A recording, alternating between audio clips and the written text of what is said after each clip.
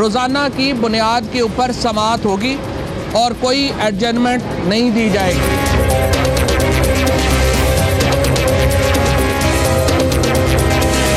तहरीक इंसाफ ये फैसला कर ले कि उन्होंने हमसे किस पिच पे मैच खेलना है।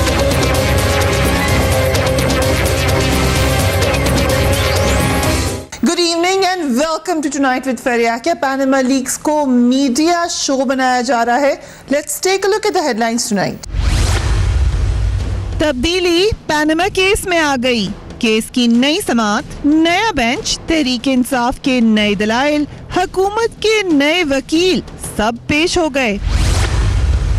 तहरीक इंसाफ और हुकूमती वज़रा के दरमियान लफ्ज़ी जंग बढ़ती नजर आ रही है। अस खुद कोई सियासी जमात नहीं है। मुख्तलिफ जमातों से जो लोटे इकट्ठे हुए हैं, ये उन पे मुश्तमिल एक चू चू का मुरब्बा है, जिन्हें खुद समझ नहीं आ रही कि हम क्या बात कर रहे हैं, क्यों कर रहे हैं। हुकूमत पैनामा लीक्स के हक़ाइक़ कौम से छुपाना चाहती है, तहरीक इंसाफ का इल्जाम। पाकिस्तान के लोगों का हक है, उनको एविडेंस का पता हो क्या है। सुप्रीम कोर्ट के अहाते में सियासी बयानबाजी ना की जाए, सुप्रीम कोर्ट के अहम रिमार्क्स। अदालत को सियासी अखाड़ा कौन बना रहा है, पूछेंगे मुस्लिम लीग नून के रुकने कौमी असेंबली डॉक्टर रमेश कुमार से। पाकिस्तान तहरीक इंसाफ के रहनुमा इजाज चौधरी से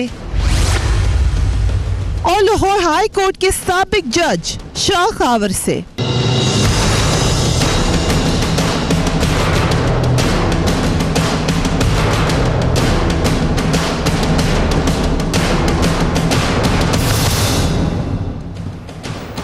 And a very warm welcome to the show. Panama leaks का मामला लंबा होता चला गया, मगर अब क्या हम समझे कि दोबारा एक नया पेज का आगाज हुआ है। पैनामा लीक्स में आज तहरीक इंसाफ ने दलाइल और नए सबूत सुप्रीम कोर्ट के सामने पेश किए। जो मामला आगे बढ़ा है, हुकूमत और पीटीआई के दरमियान महाजराई बढ़ती हुई नजर आ रही है। शुरू से ही हुकूमत की स्ट्रैटेजी में यह शामिल था कि पाकिस्तान तहरीक इंसाफ को बैकफुट पे कर दे, उसके लिए आगे बढ़कर वो मुसलसल उन पर हमले करते रहे। उसी का नतीजा समझ सकते हैं 2-3 अहम डेवलपमेंट्स जो हमने देखी, जिसमें इलेक्शन कमीशन का केस और उसके अलावा 1-2 और मामला भी नजर आते हैं। मगर अब यह मामला आगे बढ़ता हुआ नजर आ रहा है और तारिक फजल चौधरी साहब ने आज इसका मुजाहरा भी किया। Let's watch that. आज सुबह 9 बजे अगर इस केस की समाअत सुप्रीम कोर्ट का लार्जर बेंच कर रहा है, तो फिर एक दिन पहले शाम को, रात को एक हंगामा खेजी पैदा करने की, एक सनसनी फैलाने की और जजेस को भी ये बावर कराने की और कौम को भी ये बावर कराने की कोशिश क्यों की जा रही है कि हमारे पास कुछ ऐसी चीज़ें आ गई हैं जिनका ना कोई हकीकत से ताल्लुक़ है, ना उनकी कोई ऑथेंटिसिटी है। इसलिए मैं ये कह रहा हूँ कि ये कन्फ्यूज़ लोगों की जमात है। और बुनियादी तौर पे आप सब भी ये जानते हैं कि मुख्तलिफ जमातों के जो लोटे हैं उन पे मुश्तमिल ये चू चू का मुरब्बा है। क्या पैनामा लीक्स में पेश की जाने वाले शवाहिद और सबूत मीडिया पर उनको पहले पेश किया जाना चाहिए था? क्या मीडिया में ये हाइप क्रिएट होनी चाहिए, या ये अवाम का इस्तेहकाक है कि उनको पता चले कि मामला क्या है? क्योंकि बहरहाल इसमें प्राइम मिनिस्टर ऑफ पाकिस्तान का नाम है। पीटीआई का स्टांस क्या है? Let's watch that. वो छुपाना चाहते हैं। मुस्लिम लीग नून के लोग ये चाहते हैं कि पाकिस्तान के करोड़ों लोग ये जो प्रोसीडिंग्स हो रही हैं उनसे बेखबर रहें। मैं उनसे ये कहता हूँ, ये सुप्रीम कोर्ट ऑफ पाकिस्तान है, ओपन अदालत है, मिलिट्री कोर्ट नहीं है। अगर आपने कार्रवाई को खुफिया रखना है तो फिर मिलिट्री कोर्ट में केस ले चलते हैं, उनसे फैसला करवा लें। कोई कार्रवाई खुफिया नहीं रहेगी। पाकिस्तान के लोगों का हक है कि वो जाने कि अदालत में क्या हो रहा है। आज की समाअत में सुप्रीम कोर्ट ने तहरीक इंसाफ की जानिब से पेश की गई दस्तावेजात के हवाले से अहम सवालात उठाए हैं। सवालात पे नजर डालते हैं। अदालत ने तहरीक इंसाफ के वकील नईम बुखारी से कहा कि पेश की गई दस्तावेजात और रिपोर्ट्स की कानूनी हैसियत क्या है। आपको साबित करना होगा कि ऑफशोर कंपनीज 2006 से पहले ही वजीर आजम के बच्चों की मिल्कियत में थी। Remember, this is the crucial point in this case. Park lane flats की खरीदारी के लिए इस्तेमाल होने वाले जराए के मालूमात वाज़े करें कि आपके पास वजीर आजम के दस्तखत शुदा दस्तावेजात हैं। दूसरी जानिब अदालत ने वजीर आजम के वकील के सामने भी सवालात उठा दिए हैं और वो भी इंतहाई अहम है। इत्तेफाक फैक्ट्री की कौमियाई की गई तो शरीफ खानदान के पास उस वक्त पैसा कहां से आया। बताया जाए कि नवाज शरीफ 1980 से 1997 तक कारोबार और सरकारी ओहदा रखते थे। शरीफ खानदान के पास पैसा कहां से आया। नवाज शरीफ पंजाब के वजीर खजाना कब बने। नवाज शरीफ पहली बार और दूसरी बार वजीर आजम कब बने। नवाज शरीफ मुल्क बदर कैसे हुए। पैनामा केस की समाअत अब रोजाना की बुनियाद पर होगी। जो सवाल हैं, जो क्वेश्चनर्स हैं, ये अदालत के केस का रुख क्या हम इसका तयन कर सकते हैं और नतीजा जो निकलेगा उसका इफेक्ट क्या हो सकता है। Because remember, we are almost in the election year. हम आगाज करेंगे एजाज चौधरी साहब से। Thank you very much for being on the programme. Ejaz साहब, नई एविडेंस कितना आपको लगता है कि ये एक बड़ी मजबूत एविडेंस है और इससे केस का कोई रुख बदल सकता है? बहुत शुक्रिया फरिया। मेरी दानिश में तो जितना पहले मवाद आ चुका था अदालत के सामने वो बहुत काफ़ी था इस बात को साबित करने के लिए कि वज़ीर आज़म की फैमिली जो है वो उन फ्लैट्स की मालिक है और 1993 और 94 और 95 से मालिक है। और जितनी ये स्टोरी पहले दुबई से जद्दा, फिर लंदन, फिर उसके बाद दुबई से कतर और फिर जद्दा और फिर लंदन, फिर बेटी एक बात कह रही है, बेटा दूसरी बात कह रहा है, अपना उनकी एहलिया मोहतरमा कुछ और कह रही हैं, वज़ीर आज़म पार्लियामेंट के फ्लोर के ऊपर बिल्कुल और कह रहे हैं। तो वो तो पहले ही बहुत साबित शुदा था। ये जो कागजात अब पेश किए हैं अदालत के अंदर, ये कागजात बिल्कुल वाज़े तौर पे ये बताते हैं कि मरियम साहिबा इसकी बेनिफिशरी ओनर हैं। किसकी? नीलसन की और नेस्कॉम की। और उसकी जो कंपनी है, डायरेक्टर कंपनी, वो मिनरवा है। उसको कुछ सवालात FIA UK ने किए, उनके जवाब जब दिए गए तो उसमें ये वाज़े हो गया कि ये इसकी मालिक हैं, बेनिफिशरी ओनर हैं। फिर उन्होंने कहा कि ये मेरी फैमिली की वेल्थ है। उससे साबित हो गया कि वालिद साहब की होगी, ये चीज़ भी वहाँ पे साबित होगी। ये भी साबित हो गया कि संबा बैंक जो है सऊदी अरब के अंदर, उसके साथ भी इनका नामा पयामा मौजूद है।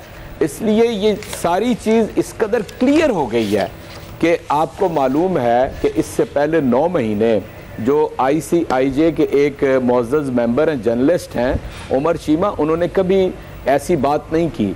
इन कागजात के आने के बाद तकरीबन तमाम चैनल्स ने उनसे ये पूछा कि आप ये समझते हैं ये कागजात दुरुस्त हैं? एजाज चौधरी साहब, ये बड़ी अहम बात है, but let me highlight one thing. आपने उमर चीमा साहब का जिक्र किया, यकीनन बड़े मुअज़्ज़िज़ हैं, मेरे लिए भी बड़े मुअज़्ज़िज़ हैं, मगर यही पाकिस्तान तहरीक इंसाफ इंक्लूडिंग इमरान खान साहब उमर चीमा साहब के हवाले से बड़े नाजेबा अल्फाज इस्तेमाल करते रहे हैं जब वो PTI पे तनकीद करते रहे, मेरे प्रोग्राम में कर चुके हैं। तो फिर आज वो मुअज़्ज़िज़ हो गए सर PTI के लिए, जबकि अगर एक साल पहले वो तनकीद कर रहे थे तो उनके बारे में बड़े नाजेबा, सर मैं वो लफ्ज दोहरा नहीं सकती जो खुद इमरान खान साहब ने इस्तेमाल किया। मेरी तो उमर चीमा से सिर्फ एक दफ़ा टेलीफोनिक गुफ्तगू हुई है और जो मैं एहसास रखता हूँ उसके बारे में मैंने अच्छा, कता नज़र इस बात के कि वो काबिल इज़्ज़त है या नहीं है, उससे मीडिया ने सवाल किया, मैंने नहीं किया, कि ये आपको ओरिजिनल दिखाई देते हैं? उन्होंने कहा हाँ बिल्कुल यही है।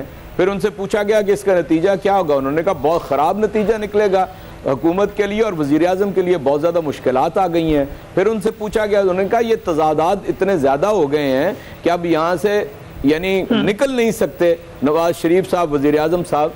तो ये मैं आपको ये बताना चाहता हूँ कि आज तक पैनामा पेपर्स के इंकशाफ को दुनिया में एक वज़ीर आज़म ने इस्तीफ़ा दिया, एक वज़ीर ने इस्तीफ़ा दिया, एक ने जवाबात दिए, किसी ने उसको चैलेंज नहीं किया। हत्ता कि यानी हुसैन नवाज साहब रिकॉर्ड पे मौजूद हैं, उन्होंने कहा अल्हम्दुलिल्लाह ये हमारे हैं, ठीक। इससे ये साबित है बट सर ये मरियम नवाज के हवाले से कहा गया कि वो एक फिक्रा कह लेने दीजिए कि एक तरफ अपने दादा मोहतरम के ऊपर उनका ट्रायल करवा रहे हैं, ये इल्ज़ाम लगा दिया कि दादा ने वहाँ से पैसे जो थे वो पोते के नाम मुंतकिल कर दिए थे। एक तरफ क्या ये रिकॉर्ड ये बता रहा है कि ये तो मरियम साहबा की मलकियत है दोनों कंपनियां, चुनाचे इतना बड़ा तजाद दुनिया पूरी को नजर आता है। क्वेश्चन अगर ये साबित हो जाए, बिकॉज अदालत ने भी आज यही कहा है कि कानूनी हैसियत क्या होगी, इस कानूनी हैसियत मैं बताता हूँ आपको। पे जा रहे हैं, so let's take a break sir, let's take a break. इस पे सवाल करेंगे हम लीगल एडवाइस भी लेंगे, PMLN का पॉइंट ऑफ व्यू भी जानेंगे, but after quick break keep watching tonight with फरिया।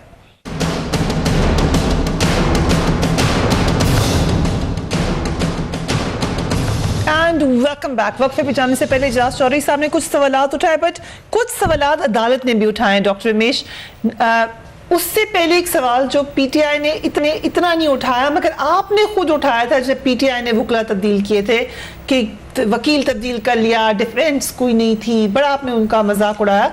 आपको एग्जैक्टली यही क्यों करना पड़ा? 1 2 3 तमाम वकील चेंज कर लिया आपने।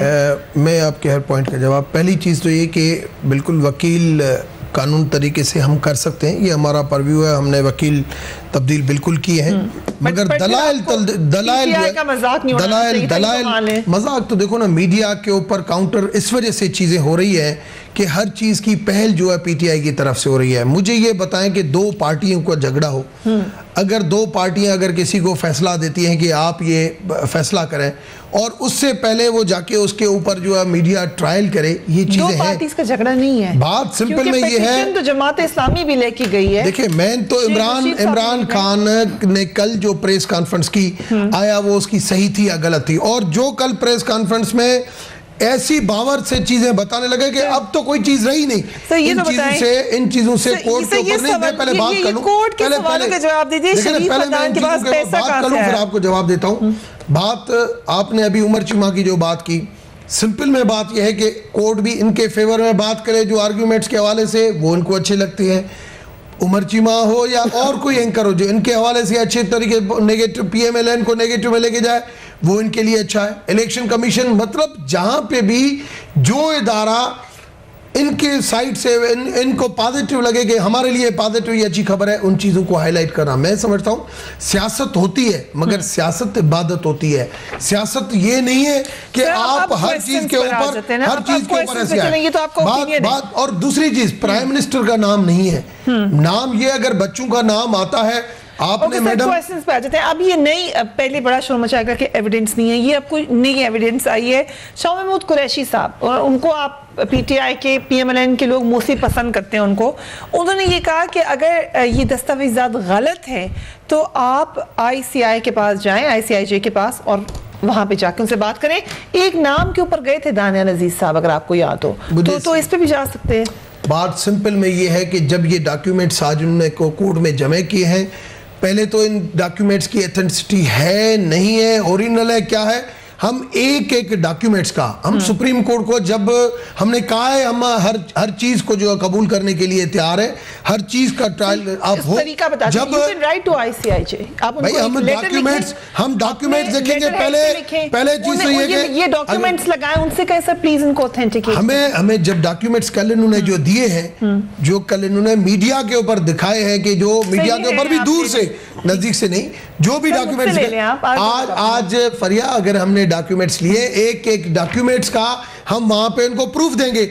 अगर इन्होंने 2004 और 2005 की नेल्सन और इसकी मिनोरा की बात की है, अगर या ये प्रूफ करेंगे या हम प्रूफ करेंगे, बात ये है कि वो भी किसकी, मियां साहब के बच्चों की, प्राइम मिनिस्टर की बात नहीं है। डॉक्यूमेंट्स के ऊपर ही आ जाएं और we write a letter to ICIJ, जो वो कह रहे हैं, वो वक्त आएगा, वो वक्त आएगा। अगर ये गलत है या ठीक है, अगर ये डॉक्यूमेंट्स की एथेंटिसिटी हम चैलेंज करते हैं कि ये डॉक्यूमेंट सही नहीं है, सुप्रीम कोर्ट खुद किसी इदारे को कहेगा कि भाई ये डॉक्यूमेंट्स की एथेंटिसिटी चेक करो।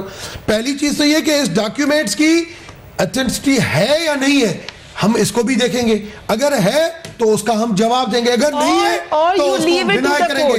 या आप सुप्रीम कोर्ट पे छोड़ते हैं कि वो डिसाइड, वो लिख दे लेटर? देखिए ना, बिल्कुल सुप्रीम कोर्ट, जब हम किसी चीज से डिनाई, या तो हम डॉक्यूमेंट्स को कबूल करेंगे, उसका जवाब देंगे लीगली, या हम डॉक्यूमेंट से डिनाई करेंगे कि ये डॉक्यूमेंट्स की ऑथेंटिसिटी नहीं है। सुप्रीम कोर्ट किसी भी इदारे को लिखेगी। बट डू यू रियलाइज कि जो अब सवालात कोर्ट ने उठा दिए हैं, पार्कलैंड फ्लैट्स की खरीदारी के लिए इस्तेमाल होने वाले जराए की मालूमात वाज़ेह करें, वज़ीर आज़म के दस्तखतशुदा दस्तावेज़ात कहाँ हैं, मोर और लेस ये वही सवालात हैं जो अपोजिशन मगर इसके अंदर डॉक्यूमेंट्स क्या है, सिर्फ हमसे मांगिए। जो इमरान खान जो कहता है कि मैंने सारे प्रूफ दे दिए, कोर्ट के अंदर कहता है हमारा काम सिर्फ इल्जाम लगाना है, हमारा काम ये नहीं है कि प्रूफ करना। भाई कल तो आपने सारे मीडिया को बुला के बहुत ही खुशी के साथ कह रहे हो, ऐसी आवाम को दिखा रहे हो कि सारी करप्शन इधर है, बाकी केपी के पूरा साफ लगा पड़ा है, जहांगीर तरीन साफ है, इमरान खान साफ है। भाई ऐसे नहीं करें, अवाम पागल नहीं है और अवाम को फैसला करने दें। आपने सुप्रीम कोर्ट के अंदर गए हो, सुप्रीम कोर्ट जो डिसीजन देगी हमें मनोबल को कबूल होगा, हमें मनोबल कबूल होगा, और उसके बाद फैसला किसको करना है, अवाम को करना है। आप इस तरीके से, अवाम क्या फैसला करेगी? अवाम तो 2018 की इलेक्शन में फैसला करेगी। अच्छा, वो तो ये फैसला करेगी कि प्राइम मिनिस्टर कौन बनेगा, वो ये फैसला इस वक्त इस केस का फैसला, पनामा की अगर बात की जाती है बार बार ICIJ, क्या ICIJ में इसका नाम नहीं था, इमरान खान का नाम, जहांगीर, बहुत सारे, इतने बहुत सारे लोगों का नाम है ना, तो ठीक है, सिर्फ तो इसका नहीं। उसके ऊपर बात ये हमने जब खुद ने कहा कि कमीशन बनाओ, जब कमीशन बन रही थी तो कहा कि कमीशन बनाओ, वो एक अलग बात है। हर चीज के ऊपर जो यू टर्न हमारी स्पीचेस दिखाते हैं कि पीएम साहब ने ये कहा, बिल्कुल गलत है, वो यू टर्न है, वो बिल्कुल गलत है, उनके नाम है, वो टैक्स चोर सब कुछ है, मगर ये सवालात के जवाब तो आपने देने ना, वो उनका मामला उनके साथ है। बिल्कुल सुप्रीम कोर्ट में एक इंच का जवाब देंगे, जो हमसे क्वेरीज होंगी, जो ये लेटर की ऑथेंटिसिटी, जितने भी प्रूफ देंगे, हम हर चीज का देंगे, हम सुप्रीम कोर्ट को सेटिस्फाई करेंगे। ओके शाह खबर साहब, सबसे पहले तो जो आज नुक्ता उठाया गया है, will come to this evidence also, लेकिन फवाद चौधरी साहब का ख्याल ये है कि ये ओपन हियरिंग है, इट कैन बी डिस्कस्ड, ये डिस्कस हो सकती है या नहीं हो सकती है एविडेंस? देखिए बात ये है कि उसूली तौर के ऊपर जो भी मुकदमा किसी भी कोर्ट में ज़ेर समात हो, जो सब जुडिस हो, उसके बारे में आप प्रिडिक्शंस नहीं कर सकते, उसके बारे में आप कोई ऐसा कमेंट नहीं कर सकते जिससे कोर्ट प्रोसीडिंग्स की प्रेजुडिस होने का खतरा हो। ठीक, मैं समझता हूँ कि ये सिर्फ एक तरफ से नहीं, ये दोनों तरफ से ऐसी सूरत हाल हो रही है, क्योंकि अगर PTI या बाकी जमातें अगर कोई मौक़िफ़ इख्तियार करती हैं समात से पहले, जैसे कल इमरान खान साहब ने एक इंकशाफ किया कि जी हमारे पास एक और बड़े वाज़े सबूत आ गए हैं, और उन्होंने ये भी बता दिया कि इससे साबित हो रहा है कि ये जो मेफेयर फ्लैट्स हैं, इसकी बेनिफिशियल ओनर जो है वो मोहतरमा मरियम नवाज शरीफ हैं। उसकी तशहीर इस तरीके से करना जो कि कल आपके वकील भी ये बात जो है वो अदालत में कर सकते थे, उनके सामने कर सकते थे, और फिर उसका जवाब भी देना। मैं समझता हूँ कि चलें, अपोजिशन का अगर काम है कि उन्होंने प्रोपोगेट करना है अगेंस्ट द गवर्नमेंट, तो ये गवर्नमेंट की जिम्मेदारी बनती है कि गवर्नमेंट भी उसको बड़े अच्छे तरीके से ले, उसको ज्यादा सीरियस मत ले। इमरान खान साहब ने कहा कि गवर्नमेंट भी PID में जाकर ये भी एक सवाल, दोनों साइड से मैं ये कह रहा हूँ, मैं ये समझता हूँ कि इसमें जो सबसे अफसोसनाक पहलू ये है कि जो तुंदी और तलखी और तेजी जो दोनों तरफ से हो रही है, कि एक तरफ से इल्जामात लगाए जा रहे हैं और ऐसे ऐसे अल्फाज इस्तेमाल किए जा रहे हैं जो कि मैं समझता हूं कि वो नॉर्म्स एंड वैल्यूज के कहां तक हम समझते हैं कि कोर्ट, बिकॉज बाहर के ममालिक में तो लॉज बिल्कुल फर्क है, अखबार भी ना पढ़े जजेस, कमेंट्स भी मत दे, रिमार्क्स भी मत दे। हमारे मुल्क में हमने ट्रेंड फर्क देखा है, इन पर्टिकुलर जब जावेद हाशमी साहब भी जाके जुडिशियल मार्शल लॉ की बात कर रहे हैं, जिसका केस है, हम कहां तक समझेंगे कि इन्फ्लुएंस है और नहीं? कैन एनीबॉडी डिटरमिन दैट, या ये अदालत का काम है? देखिए मैं आपको बताऊं, मैं तो ये समझता हूं कि दोनों फरीकैन, या जो भी 3-4 फरीकैन इसमें जो फरीकैन हैं जिन्होंने केसेस फाइल किए हैं, जिनके अगेंस्ट हैं, उन सब का ये राइट है कि वो अपना केस प्लीड करें कानून के मुताबिक, और जिनके खिलाफ इल्जाम है वो अपने इल्जाम का दिफा करे।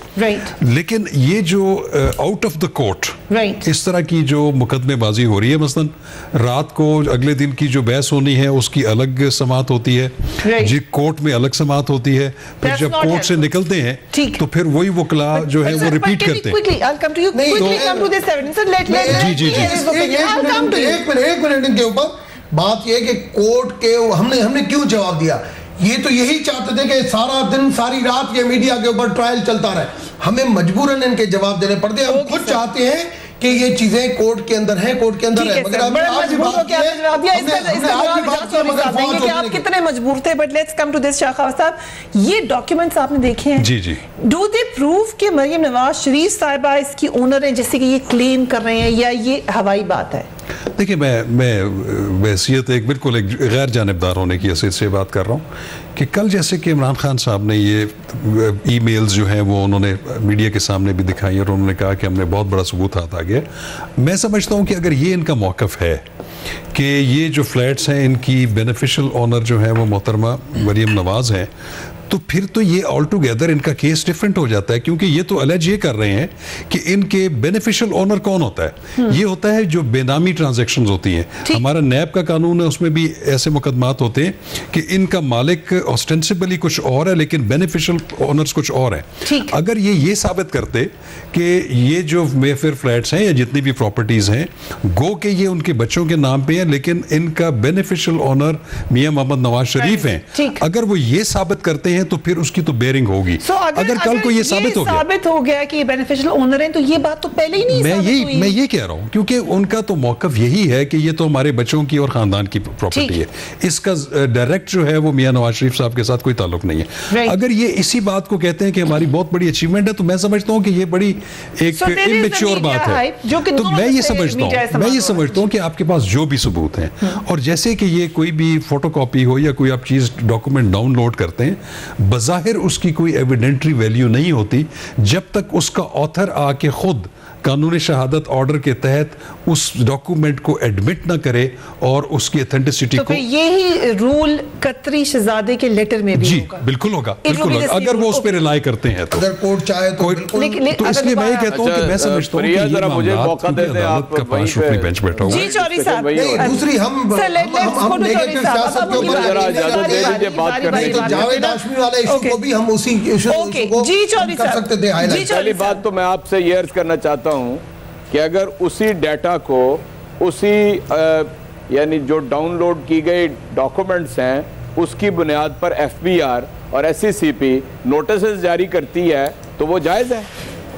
अगर वो जायज़ है तो ये कागजात भी जो यहाँ पर पेश किए गए हैं जायज। ठीक है, number 2 that's a very valid point Chaudhry साहब। दूसरा पॉइंट, अगर आप मुझे मेरी बात ना सुनने दें तो ये तो स्पेशली आपने सारा मियां नवाज शरीफ को आपने प्रिया मियां नवाज शरीफ को बरी करा दिया आपने। मेरी बात सुने ना जी, हुकूमत है हमारी हुकूमत है, सुने तो सही ना डॉक्टर साहब, आपकी हुकूमत है, मैं कौन सा कह रहा हूँ मेरी हुकूमत है, आप ही की है, बात तो मेरी सुन तो हमारी हुकूमत है इतना मैं तो कह रहा हूँ ये पाकिस्तान का बेड़ा गर्क तभी हो रहा है कि आपकी हुकूमत है।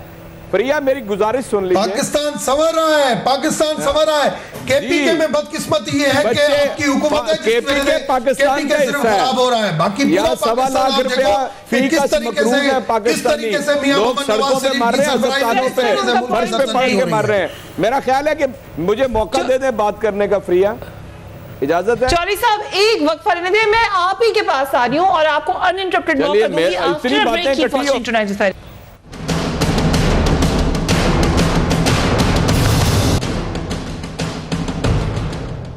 And welcome back. Ijaz Chaudhry साहब, आपने पॉइंट 2 पर आ रहे थे, मगर से सवाल ये है कि इन शवाहिद की मीडिया गैलोर बहुत की गई, मगर आज फिर जब आगाज हुआ तो नईम बुखारी साहब दोबारा प्राइम मिनिस्टर की स्टेटमेंट्स पर गए, इन शवाहिद पर इतनी बात नहीं की आज।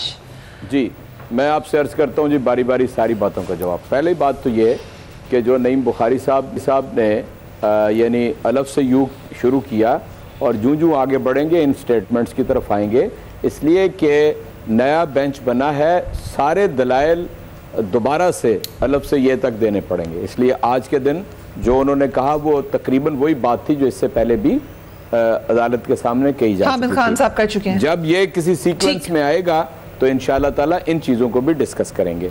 दूसरी बात मैंने आपसे एक फ़िक्रे में कह दी है, लेकिन मैं रिपीट करना चाहता हूँ कि अगर यही सारी मालूमात पाकिस्तान के अदारे इस्तेमाल कर रहे हों तो उन्हें जायज़ है।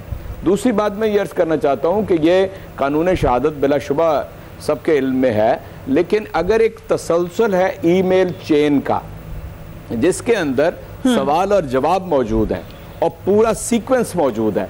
आज तो करोड़ों रुपए की ट्रांजैक्शन जो है वो ई सिस्टम के तहत ही हो रही है। इसलिए ये कोई ऐसा भी अनएडमिसिबल नहीं है।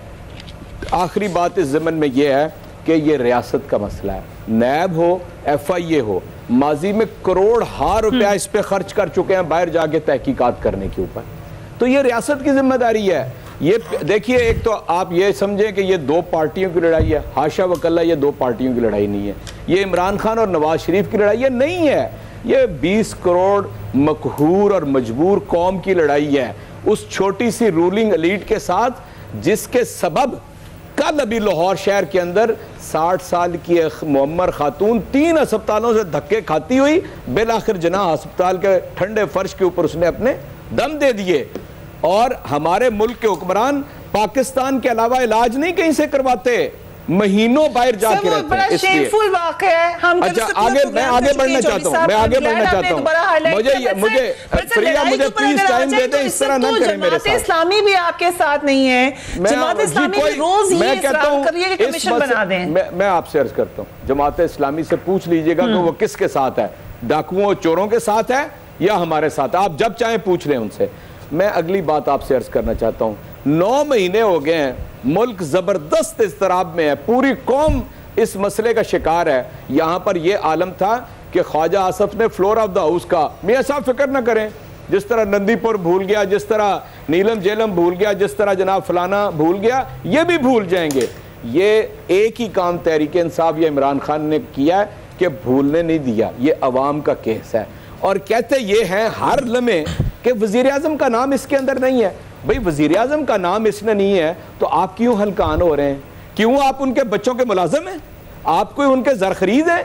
जो सारा यानी टैक्स पेयर के पैसे पे पलने वाले ये सारे वजीर जो टके टके की बातें रोजाना आके करते हैं, ये क्यों कर रहे हैं? अगर वजीर आजम का केस नहीं है, वजीर आजम का केस भी हो तो वज़रा का, और वो लोग जो सरकार के ऊपर पल रहे हैं, जो पाकिस्तान के गरीब आदमी के पैसे के ऊपर पल रहे हैं, उनका बनता नहीं है कि वो इस केस को आके डिफेंड करें। KPK की गवर्नमेंट में भी है, ठीक, सारे मिनिस्टर्स को मैं आपसे अर्ज करता हूँ, वफाकी एक मिनट प्रिया सवाल मुझसे किया, जवाब भी मुझसे लें, सवाल मुझसे किया ना, जवाब भी मुझसे लें। मैं आपसे अर्ज करता हूँ कि KPK के अंदर अगर कोई खराबी हो रही है, नैब मरकजी मौजूद है, उसको पकड़े। ये कहते हैं किसी भी बात नहीं करें, मुझे मैं कहता हूँ पकड़े उनको। KPK की गवर्नमेंट में बात नहीं करें, हम जनरली बात करें कि मिनिस्ट्रीज का,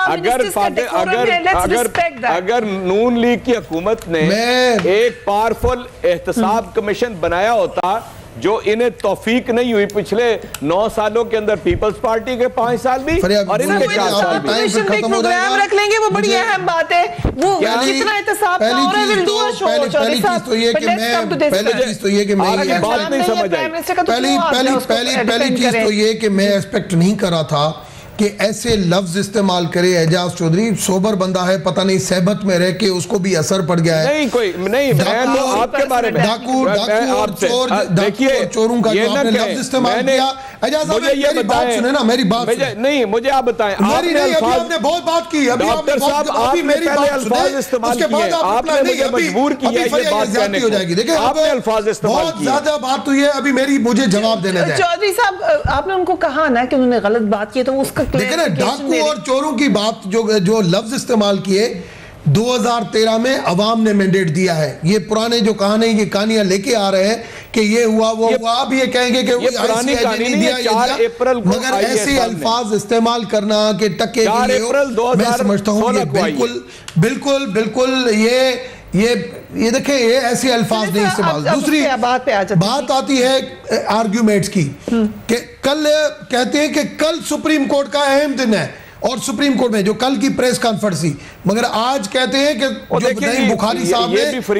वो स्पीचों की बात की है, ये भी अजीब इल्जाम है। शुरू कर रहे हैं, हम इसे पार्लियामेंट में लड़ेंगे, जो प्रूफ थे अदालत में लड़ेंगे, सुप्रीम कोर्ट में लड़ेंगे, हर जगह बात करेंगे। सिर्फ मीडिया के अंदर जीनत बनने के लिए, एजाज साहब देखे ना, ये इस तरह मीडिया के अंदर जीनत बनने के लिए, लोगों को गुमराह करने के लिए इन 3 सालों में काम क्या किया है?